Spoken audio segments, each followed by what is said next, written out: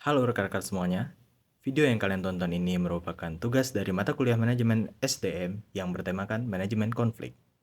Lalu, apa sih manajemen konflik itu? Manajemen konflik adalah suatu pendekatan atau serangkaian tindakan yang dilakukan untuk mengidentifikasi, mengatasi, dan meresolusi konflik di dalam suatu perusahaan atau kelompok. Lalu, mengapa harus ada manajemen konflik? Tujuan dari manajemen konflik adalah menciptakan lingkungan yang sehat dan produktif di mana perbedaan pendapat atau kepentingan dapat diakomodasi tanpa merugikan hubungan antar individu atau keberlanjutan organisasi. Berikutnya adalah tahapan terjadinya manajemen konflik. Yang pertama ada persepsi konflik. Ini adalah awal konflik dimulai dengan adanya perbedaan persepsi atau interpretasi terhadap situasi atau tindakan tertentu. Yang kedua, ada ketegangan emosional. Di sini, perbedaan persepsi mengarah pada ketegangan emosional antar individu atau kelompok yang terlibat.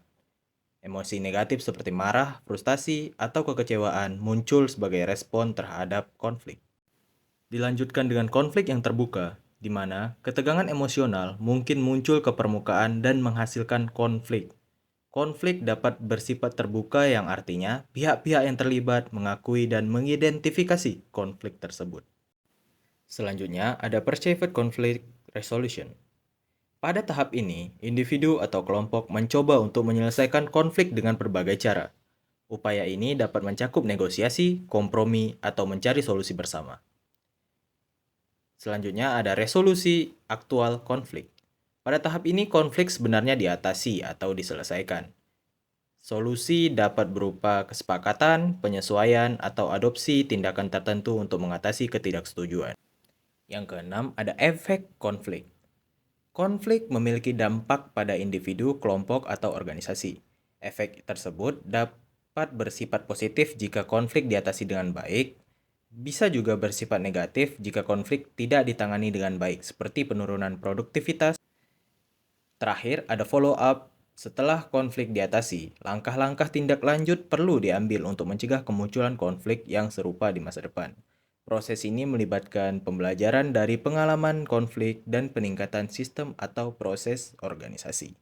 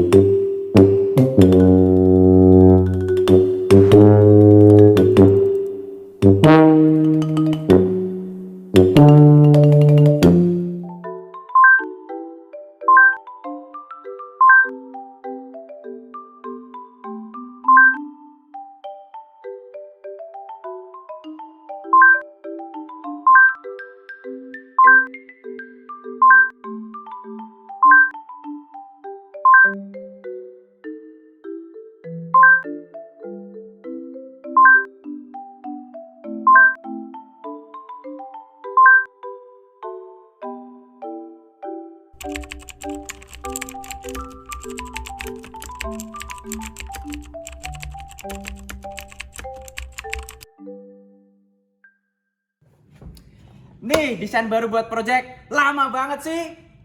Woi, biasa aja lu ya. Apa? Gua udah biasa. Gua ngerjain tugas lu juga. Ya, lu lama apa? Ya, ini tugas gua juga tugas lu juga tugas gua. Ya, gua udah desain, ini udah desain. Gua juga udah desain. Apa? Lu Gua gimana? untung kepala lu. Kita Biar selain aja di lu. luar ya. Iya, Awas iya, lu, awas mati ya. lu ya. Tunggu gua di luar aja lu, sumpah.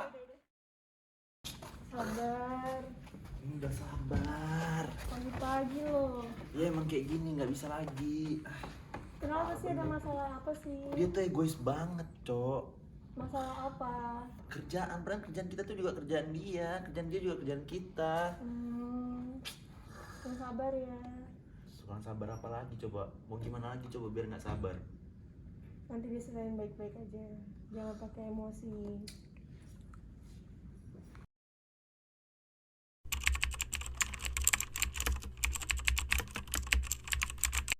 Ini sih Pak, Oh ya, eh, saya mau lapor terkait di tim saya ada sedikit konflik antara Peto dan Ian. Mungkin mereka ada selisih paham, makanya mereka cekcok tadi pagi. Pagi ini banget. Iya, tadi pagi ini banget. Masalahnya karena apa? Kegagalan proyek. Oh, miskomunikasi dalam proyek mereka. Iya, betul Pak. Sekarang mereka gimana? Masih sampai terjadi kekerasan fisik nggak? Tadi udah sempat saya pisahin sih Pak untuk tidak terjadi kekerasan fisik tersebut. Ya udah, nanti saya atasi. Silakan lanjutkan Baik kerja. Pak, terima kasih. Izin pamit untuk Yuk. Pak.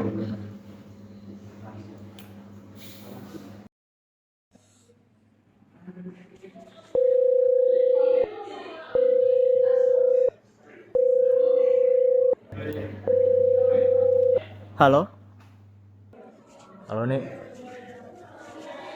Mana nih? lagi di kantin ya Pak? Lu bisa datang kantor gua bentar nggak? Oh bisa. Oke. Yo, Baik Pak, ditunggu ya Pak. gua tunggu.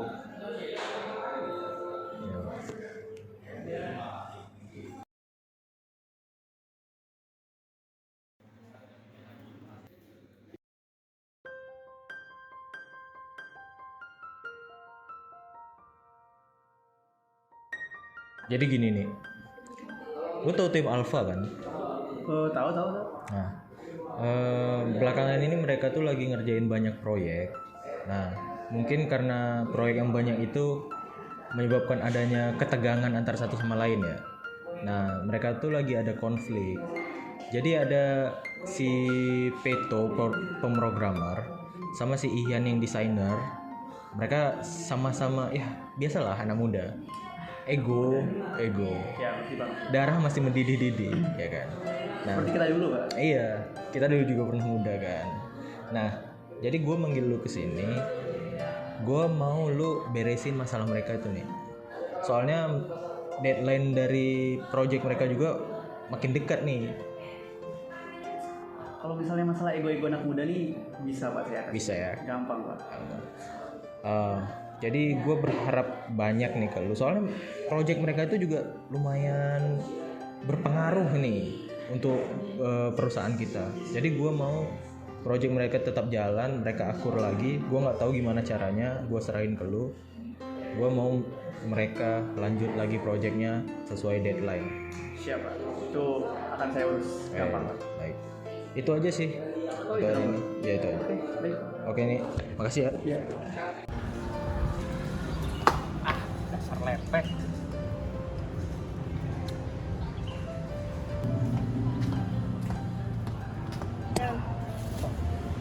Panggil Mas. Siapa? Ngapain? Wow.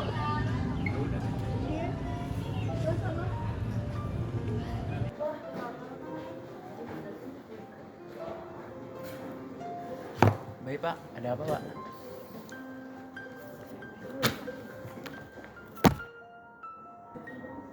Baca.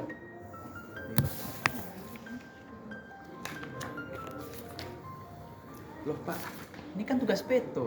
Lah, ini juga Pak, ini kan tugasnya dia. Emang nggak ketuker ya? Enggak, itu benar kok. Loh, gimana kita ngerjainnya Pak? Itu kalian tahu.